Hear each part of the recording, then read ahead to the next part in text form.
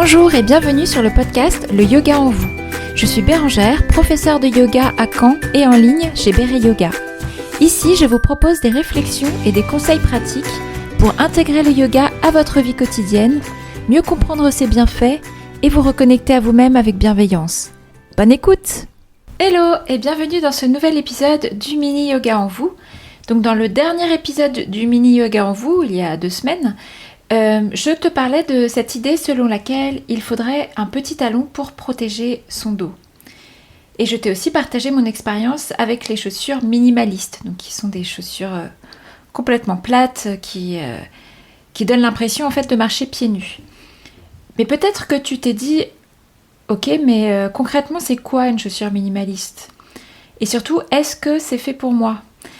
Alors aujourd'hui, j'avais envie d'être un peu plus claire sur le sujet des chaussures minimalistes et je vais te montrer comment peut-être progressivement te diriger vers ce genre de chaussures.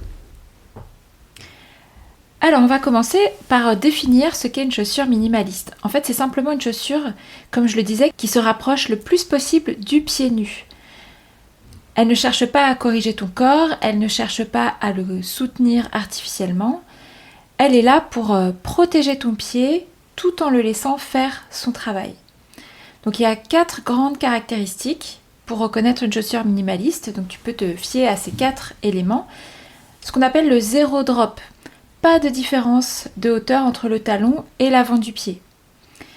Une semelle fine pour sentir le sol. Une semelle souple pour que la chaussure vraiment suive complètement les mouvements de ton pied. Et puis, 4e élément qui n'est pas des moindres, c'est l'espace pour les orteils. Tes orteils peuvent s'étaler naturellement dans la chaussure. Et donc ça, c'est un énorme changement par rapport à la majorité des chaussures classiques. Mais qu'est-ce que ça change dans ton corps ? Quand tu portes ce type de chaussures, ton pied recommence à travailler. Les muscles se réveillent, les appuis changent, ton équilibre se réorganise. Et du coup, ça peut avoir un impact sur tout ton corps, notamment si tu ne portais pas du tout ce type de chaussures avant. Mais donc, ça demande une chose essentielle, ça demande du temps pour y passer.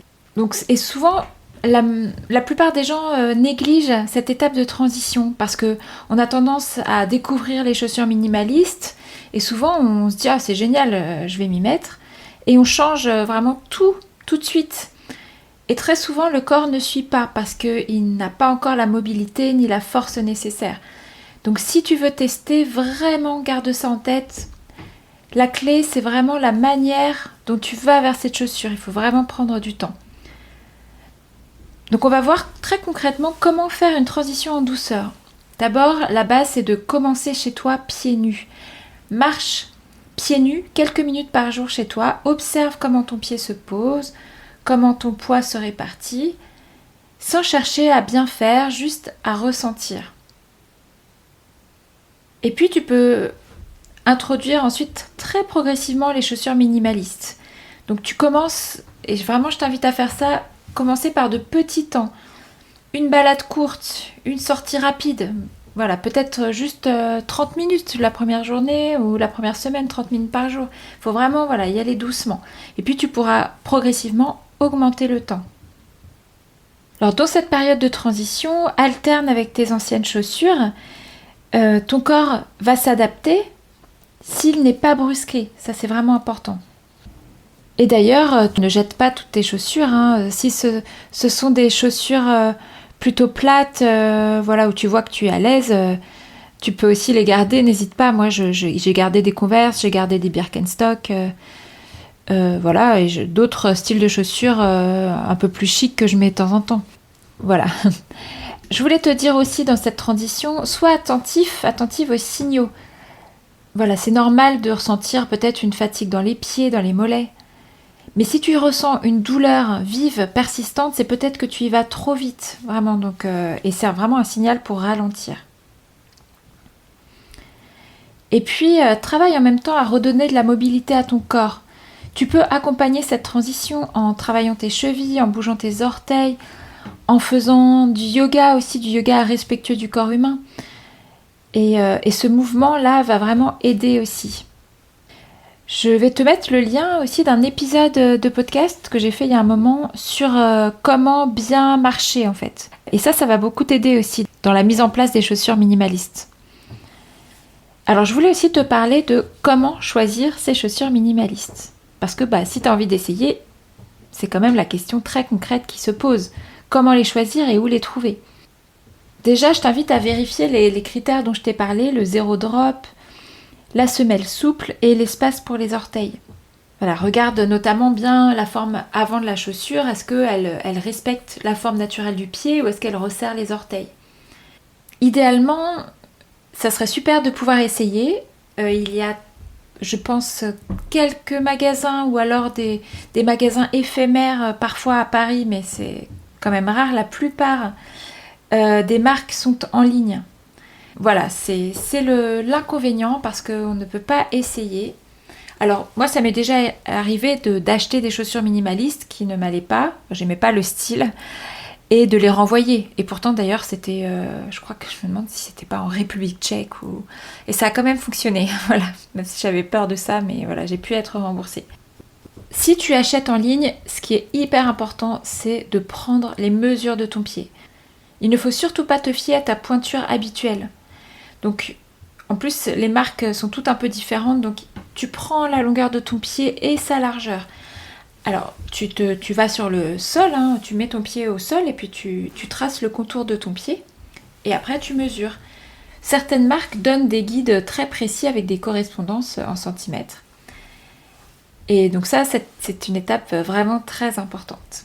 Et puis, prends le temps de trouver. C'est possible que tu n'aies pas le coup de cœur tout de suite, que certaines chaussures te paraissent étranges ou moins jolies que ce que tu as l'habitude de porter.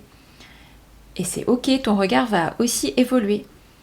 Et parfois, ce qui te semblait bizarre au début, ça devient exactement ce que tu cherches ensuite. Je voulais te dire aussi que ce que j'aime beaucoup avec cette approche, en fait, c'est qu'on change complètement de logique.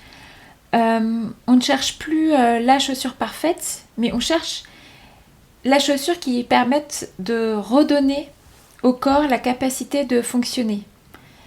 Parce que les chaussures, finalement, ça va beaucoup plus loin que juste le pied. On voit que ça a des incidences sur le reste du corps.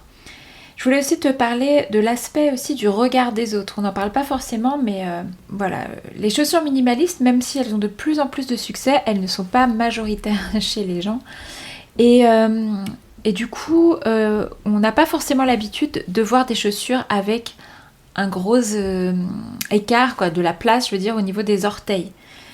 Moi, par exemple, parfois, mon mari ou ma fille, je sais qu'il me chambre un peu sur certaines paires. Il ne les trouve pas forcément très jolies.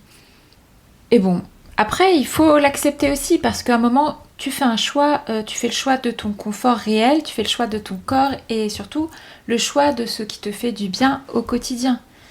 Et puis je me dis que plus on va se mettre aux chaussures minimalistes, plus le regard de la société va évoluer aussi. En conclusion, je voudrais te dire que les chaussures minimalistes sont avant tout un outil, un moyen de retrouver des sensations, du mouvement, de la liberté. Mais comme toujours avec le corps, c'est la progressivité qui fait toute la différence. Donc si tu as envie d'essayer, fais-le à ton rythme, sans pression, sans objectif de perfection, juste avec de la curiosité et observe ce qui change. Merci beaucoup pour ton écoute, j'espère que cet épisode t'a plu. Je te mettrai aussi le lien de l'épisode d'il y a 15 jours dans les notes donc de cet épisode-là.